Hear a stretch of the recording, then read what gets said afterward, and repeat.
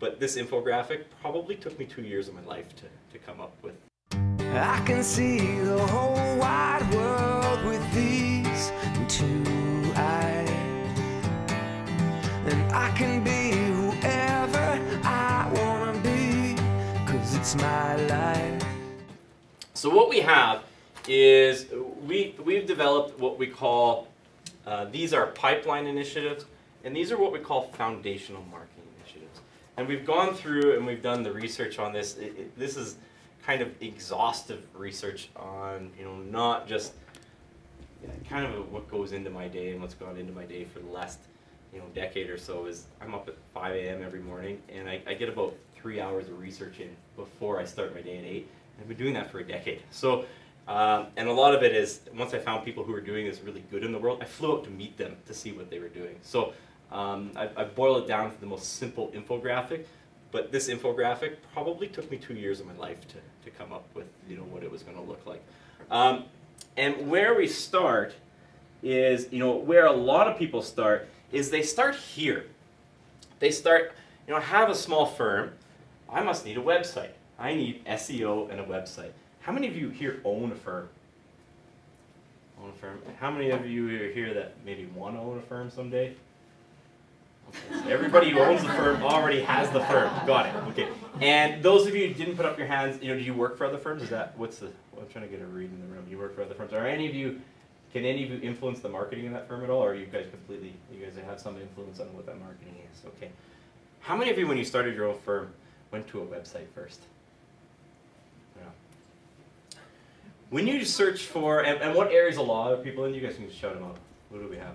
Family. Wills and Estates. A bunch of families, some wills and estates. Real estate. Some real estate. So we're all over the map, right? Is anybody, when they're searching family law, if I do a search for family law, am I going to find anybody in this room on page 1? No one on this one. Okay. We're not going to find. And what was the ranges that you paid for your website? Some of you probably did it for free. Some of you probably don't want to tell us how much you spent. That's okay. But you thought you were going to do a website. And that website, have you ever tried to track back and see where your website is? What page are you on? 2. 2? Not bad. That's pretty good. Yeah. For what term? For what term? Yeah. No, like what search term? Yeah. Oh, that's fantastic. Yeah. Municipal collaboration. Yeah, that would be easy. Yeah. They're not the meaty ones like family law or yeah. I know we're not competing with the world. No, those are you went. The threshold is a little bit, but I can teach you guys how to win the term family law, like in Edmonton. Like you could do it 100%. You might not like what I tell you that needs to be done because it's not easy, but you can win it. But the point is that a lot of people, when they're going to start their business, they're going to start marketing initiatives. They're going to start right here, SEO and website, and they're going to do it somewhere between free, or they're going to pay $2,500 or $5 grand or 10 grand. And it's like, anyone ever heard that if a tree falls in the woods and no one's there to see it, did it really happen? That's kind of like what it's like being on page 8 of Google or page 5 of Google. Maybe another one that I've heard on it is, do you guys know where the best place to hide a body is? It's page 2 of Google. No one's going to find it. So if you want to bury a body, page 2 of Google, no one will find it. So most people start here. But where they really should start is Google My Business.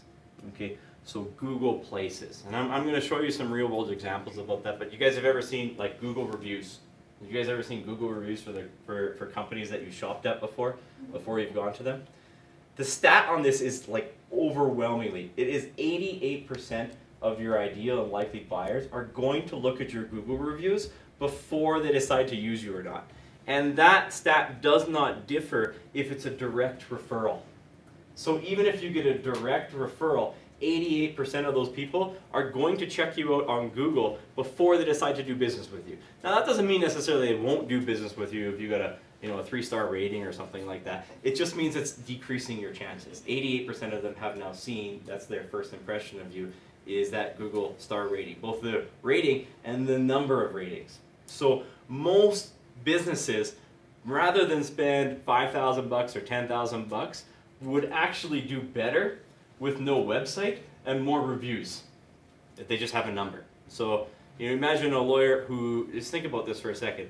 if you're your ideal and likely buyer and they're searching for a lawyer and you have a website, well, everybody has a website, but how many family lawyers in Edmonton have more than 40 reviews? How many have more than 100 reviews?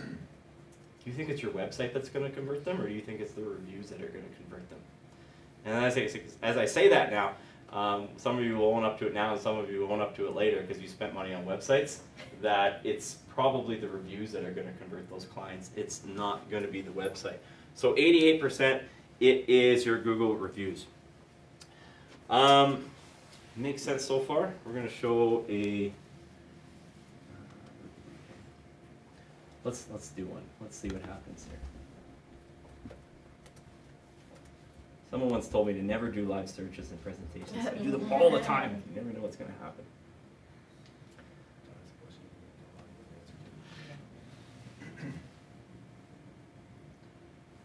So ECLC, family court assistants. Let's see who. ECLC nailing it. And then we have long family law. So that family law firm, that's a government type deal, right? That's No, that's a private. No, ECLC, yes, is. Oh, ECLC, yes. yeah, right? Yeah. It's not profit. They're very difficult to outrank those governing bodies or some sort of government tie because they have big. Google views them as authorities, so it's not impossible. And I'm going to show you that later on, but it's difficult.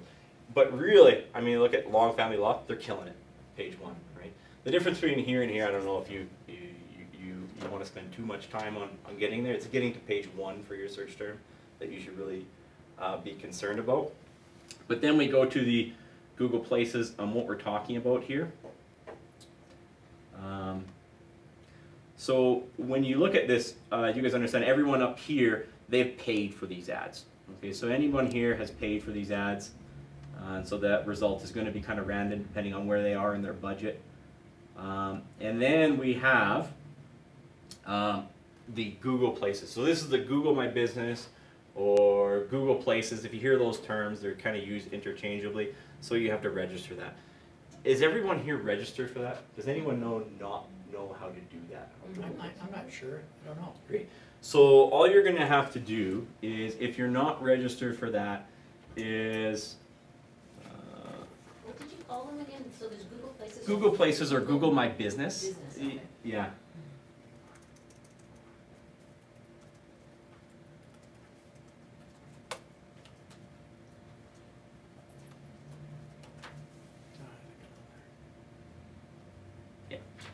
So right here, it'll just walk you through it. So if you Google that, you'll get up to speed on it. They'll likely send you a postcard. So they'll send you a postcard with basically a code on it, so you can't kind of set up a fictitious address. So that's kind of step 1. You'll go through that process. They're going to kind of half set you up. They'll send you a code. You get that postcard in the mail. You go back to Google. You enter that back in. You're set up. But then you got to ask for reviews. You have to ask for reviews. It's like I said, 88% of your ideal and likely buyers are going to look at the reviews, and not just the review. I don't think people expect perfection. That's not it. But I would suggest more than 4.5, which is difficult as a lawyer. Some industries are more easier than others. So that is difficult as a lawyer to receive that. It's like I have some clients that are in insurance too. That's difficult as well because people are happy when you tell them no, it's not covered. Some businesses are a little, if you're a dog walker, usually it's pretty it's a little easier. People are happy about that sort of service. But as a lawyer or an insurance person, that can be challenging. So when it comes to getting Google reviews, what you want to do is, you want to assess when you have the positive interactions with your clients, because not every one of them is going to be positive. It's like me, when I give them their, when they made a whole bunch of money or they failed to make their installments that I recommended and they owe a bunch of money, that's probably not the time I'm going to ask for the Google review. I'm going to ask for the Google review after a positive interaction. But you're going to have to ask, and you're going to have to follow up. If your strategy revolves around asking once, you're not going to get a lot of reviews. You need to ask, you need to follow up, you need to follow up again.